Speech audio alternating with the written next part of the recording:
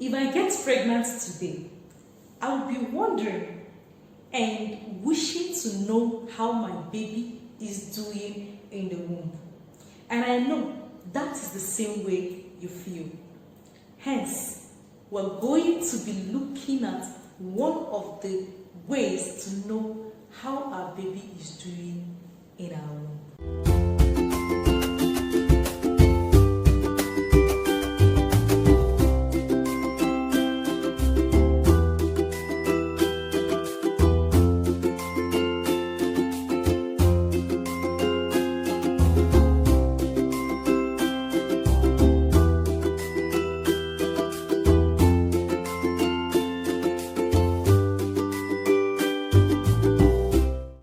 Welcome to my YouTube channel. My name is Jenny B.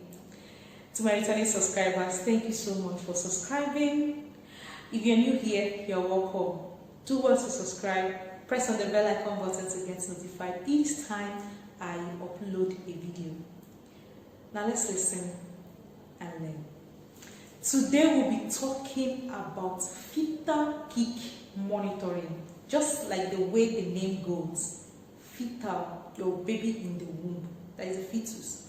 Now kick, your baby kicking, and monitoring, you monitoring it. So practically you're monitoring your baby kick.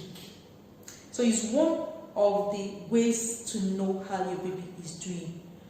I would say it's the only way you can know how your baby is doing in your womb. The other ones can be determined by your health personnel in the hospital when they do an ultrasound scan or listen to your baby's heartbeat. Your baby starts kicking at about 20 weeks gestation. However, I usually recommend that mothers start counting their fetal kick from 26 weeks gestation. This is because from 20 weeks to about 26 weeks, the fetal kick is not regular. And if you're not getting a regular baby kick, you may feel worried and think that something is wrong. So the best thing to do is to start it when it is regular, and that is from 26 weeks gestation.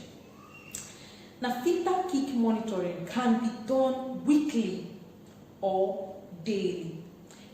I don't subscribe to weekly monitoring because something may go wrong before you get to the time you document your next count.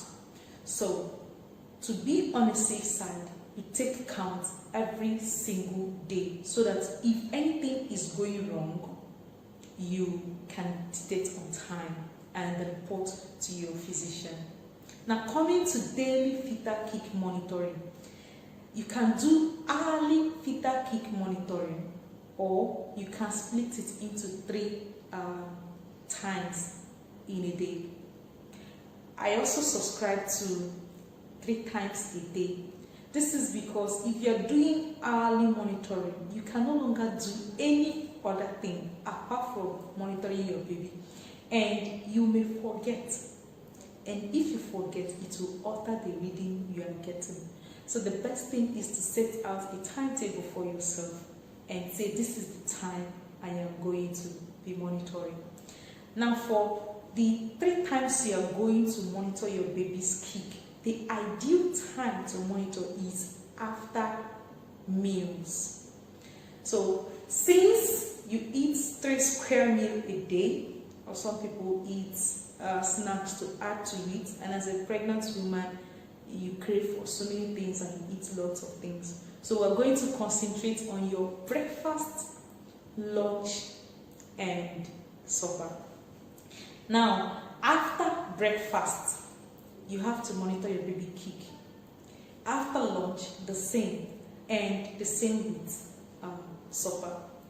So after eating in the morning, you take about 30 minutes to an hour to walk around.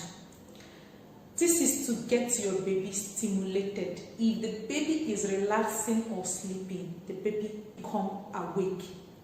Now, after moving around, you come back and lie on your side, either in the left side or the right side. So one of the ways to document your findings is the use of a thread. Remember I said it's a local way of monitoring. So what it means is that you're going to get a thread for each day. So for today, you get a thread and give gaps in between. So the first gap is for breakfast, the second is for lunch, and then the last for your evening meals. So the idea is each time you you notice your baby kick, you knot the thread. You form a knot, just like this. That's the knot number one. Okay, you form a knot. So let's say you had the baby kick 4 times after breakfast. You have to make 4 knots. So we have 4 knots here for breakfast. Now, how do you differentiate breakfast from lunch? You give a wide gap here and start your lunch here. So when you notice your baby kick, you knot here a great distance from the breakfast. You knot here. The same way you continue, it is twice or 3 times you notice the baby kick. You also form a knot here. And then leave a very big gap for your night meals. So that is that for that day, and you keep it for that day. The next day you get another thread. But I don't recommend this. It's actually wonderful. You can calculate with it, but I don't recommend it.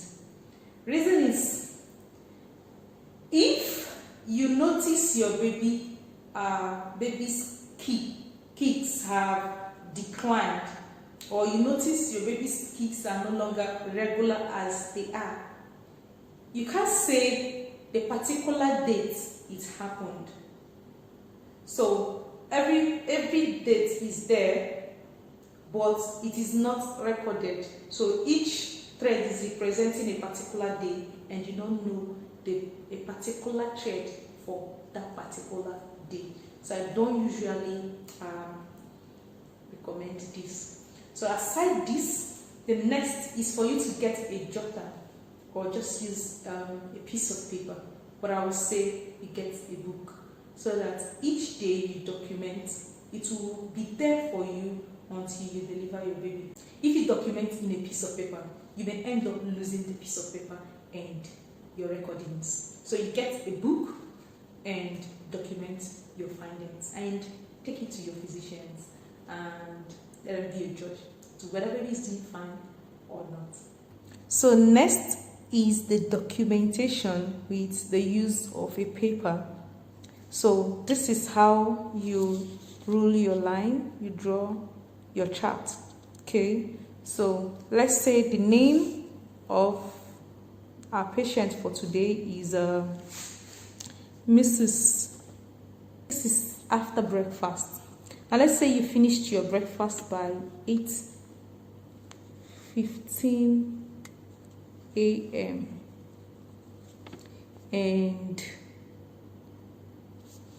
you have, let's say you finished around 8 o'clock, and you have walked around for 30 minutes, and you lay on your bed, let's say 8:45 a.m. to 9:45 a.m.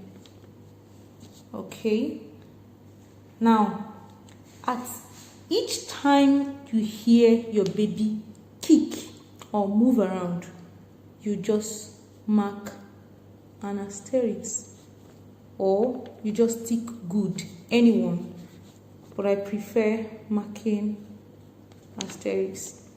So each time your baby kicks, you mark asterisk.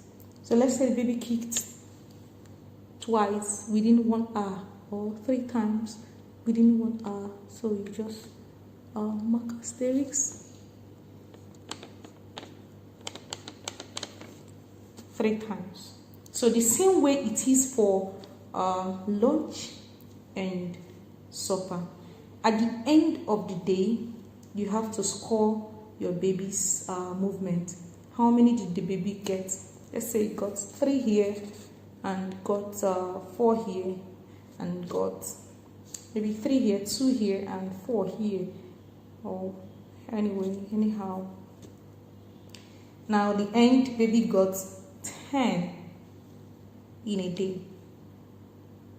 So it means baby is hyperactive, baby is fine, baby is doing well. But if you get 3 here, or you don't get anything here, or you get 1 and you don't get here, you don't get here, at the end of the day, baby is getting less than 3. You have to report to the hospital.